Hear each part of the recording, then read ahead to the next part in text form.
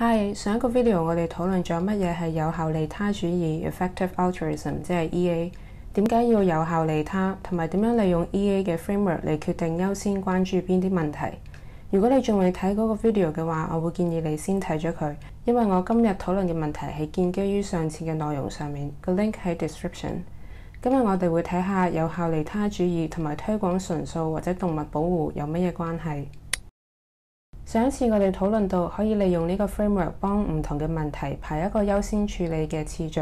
面對動物保護運動裏面唔同嘅議題，我哋都可以利用呢一個 framework。首先，如果我哋要評估唔同種類嘅動物受到痛苦嘅規模，其中一個指標就係呢啲動物嘅數量。喺世界各地嘅實驗室裏面被使用嘅動物有1億2千萬隻。為咗俾大家更加容易比較，我哋可以假設呢個數字係等於1寸，大概係一個香港1蚊銀嘅直徑。而伴侶動物即係貓狗等等，大概有10億隻。我哋可以想像成一個 iPad mini 螢幕嘅尺寸。呢個世界嘅人口而家有78億，我哋可以將佢當成一個平均香港人嘅高度。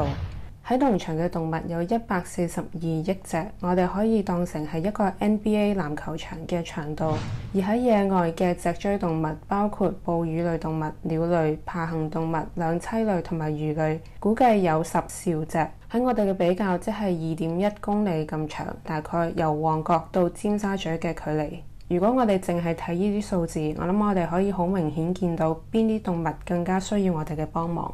第二，我哋可以睇下唔同問題被忽視嘅程度。我暫時揾唔到全球性嘅數據，但係 Animal Charity Evaluators 簡稱 ACE 嘅數據顯示，喺美國人類使用同埋殺死嘅陸上動物裏面，超過 99.6% 係農場動物，因為其他原因被殺嘅只有極少數。但係同樣喺美國，公眾俾動物組織嘅捐款裏面，大概有66% 係俾伴侶動物嘅收容所，而只有0.8%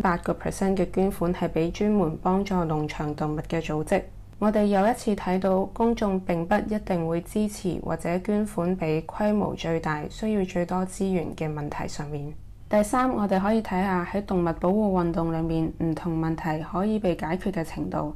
喺上一個 video 我哋講到，我哋可以問以下嘅問題嚟評估一個 cost area 嘅 solvability。例如，而家係唔係有明確嘅解決方法呢？舉個例，有啲貓狗嘅收容所，如果冇辦法幫動物揾到新嘅屋企，就會安排動物被安樂死。針對呢個問題，一啲明確嘅解決方法就係鼓勵人暫養動物，同埋以領養代替購買等等。而另外一個問題係，呢啲解決方法係咪有高嘅成本效益？想解答呢個問題，我哋可以參考頭先提到嘅組織 ACE 做嘅報告。佢哋研究咗派傳單同埋抗議作為推廣動物保護嘅 interventions 究竟有幾有效。所以總結呢個部分，我哋可以利用 EA 嘅原則衡量喺動物保護運動裡面唔同議題嘅 scale、neglectedness 同埋 solvability， 嚟到更加明智咁樣決定喺邊度投放更多資源。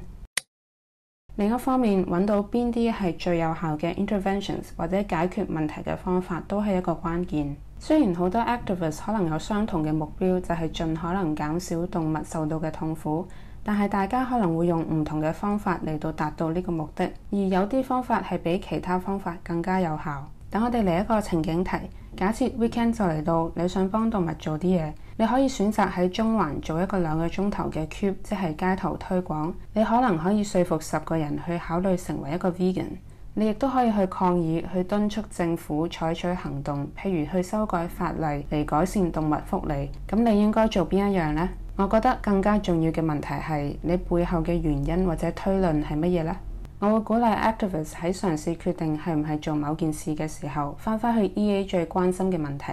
我點樣先能夠作出最大嘅貢獻呢？去考慮你做嘅事情究竟能夠為動物帶嚟幾大嘅影響。假設你已經做足功課，你決定要捐1000蚊嚟減輕飢餓呢個問題，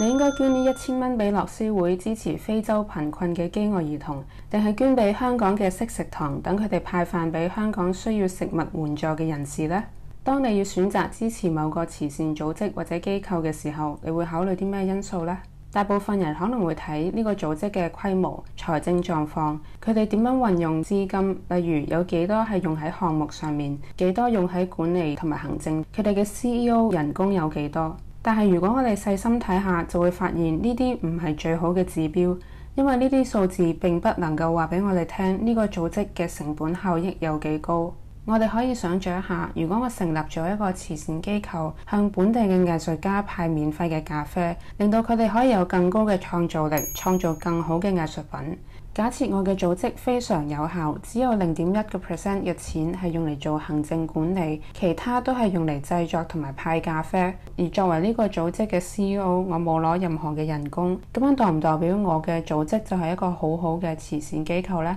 佢可能可以好有效咁樣將啲咖啡派俾藝術家，但係我覺得更加重要嘅問題係慈善機構會產生啲咩影響？即係當你支持一個機構嘅時候，佢會點樣改善其他個體，包括人同埋非人類動物嘅生活呢？